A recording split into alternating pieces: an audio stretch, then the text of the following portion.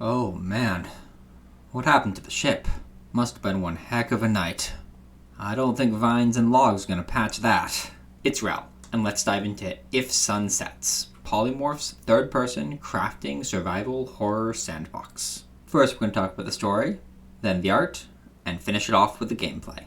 We start out in a small boat and see an island in the distance. Out of nowhere, a storm starts rapidly brewing. As we are buffeted back and forth, an enormous tentacle whips out at us, and we fade to black.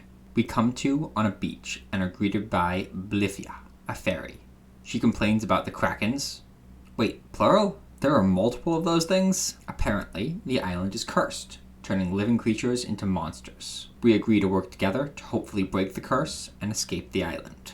Our job is to survive on the island, gathering resources, exploring, and building fortifications for the night. A note warns us to get moving fast, because those things come for you at exactly 7 hours after midday.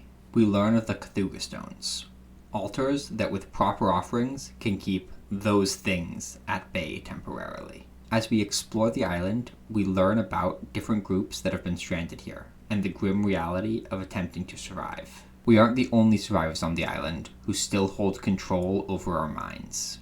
We can find a few people tied up around the map and rescue them to populate a survival fortress. The few cutscenes are visually gorgeous, providing great starting atmosphere. The game defaulted to pretty low settings, leaving it more blurry than I like. After messing with the settings for a little while, I was able to find something that looked relatively good without compromising performance. Gathering animations are simple, but I appreciate the in-world visual designations that resources have showing progress in harvesting them. There are a lot of clipping issues. Walls tend to do good blocking movement, but almost nothing else.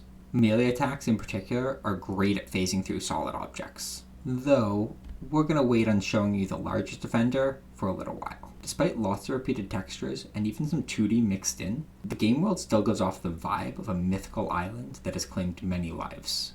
The dense jungle to the ruined camps to the absolutely gorgeous water make for a really firm, big picture. I particularly liked the humanoid models. The player's model actually changing when you switch armors is always an appreciated touch. And the art on those things definitely brings an energy to the game. For gameplay, let's start with the non-combat stuff.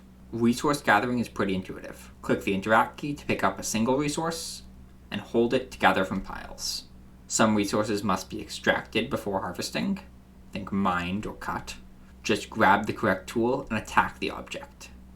It's a small thing, but having to take the tool out and use it adds a bit of immersion to survival games. Another nice touch is that while you can open containers, you can also just smash them, leaving the contents on the ground. Alright, now we've gathered resources. What do we do with all of them? First, eat and drink them. Keep both your meters up or you'll be in trouble. You can purify water by placing it over fire, and cook in the same way. Some foods can be combined for better results. Second, there is a pretty good range of items to craft, like weapons, armor, tools, and other utility items. Like a bloody hang glider. I love when games have flight or flight adjacent things. Items have durability, though it is very high and they can be repaired. Not only can items be modded, but they can also be upgraded, straight increasing their stats.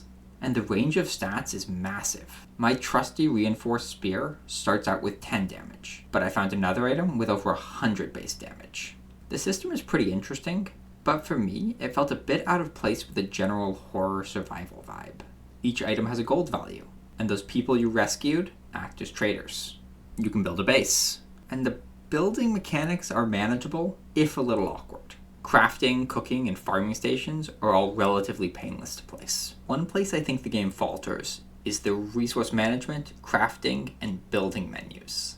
They're really clunky. Everything works, it just always feels like there's unnecessary clicks, or a not quite intuitive button. Or in the complex dishes case, having to repeatedly drag things that should have been done in bulk. One of the big things that sets the game apart is building traps. The list of potential traps is pretty extensive, and they are really powerful. But whatever would we need traps for? The entire first day, you keep getting little hints that if sun sets, something bad is going to happen. And man, does it build up quite a horror vibe. The entire first day, I was rushing, trying to get prepared for the night. And at 1900 hours, you better hope you're ready, because those things are coming. Drowned dead, swarming towards you, and whatever defenses you manage to set up. At first, it is really intense.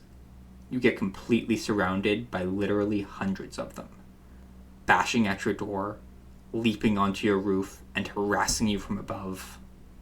However, once you get past the initial rush, you quickly realize they pose almost no danger at all.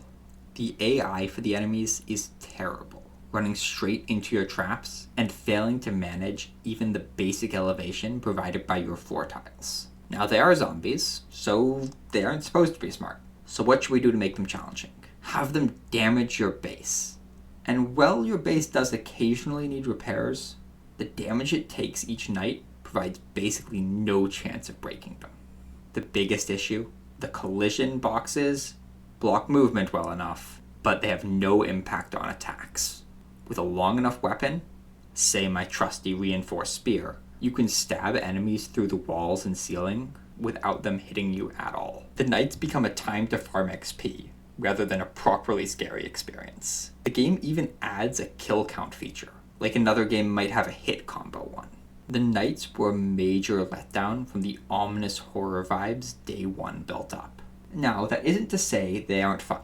The strategy of setting up your base so that the traps take out the zombies extremely efficiently is interesting, and destroying hordes of zombies can definitely be fun. Just wasn't what the game felt like it was building towards. All that being said, I had a blast playing IfSunSets. The exploring and atmosphere building was fantastic. The little notes around the map made the island really feel lived in, and the combat certainly had issues, but there was still some fun to be had with it, particularly around setting up traps. The resource balance felt really good. I always needed more of something, but never an overwhelming amount more. If you're interested in a crafting survival game, definitely give the prologue a chance, and I hope you have a wonderful morning, afternoon, evening, or night.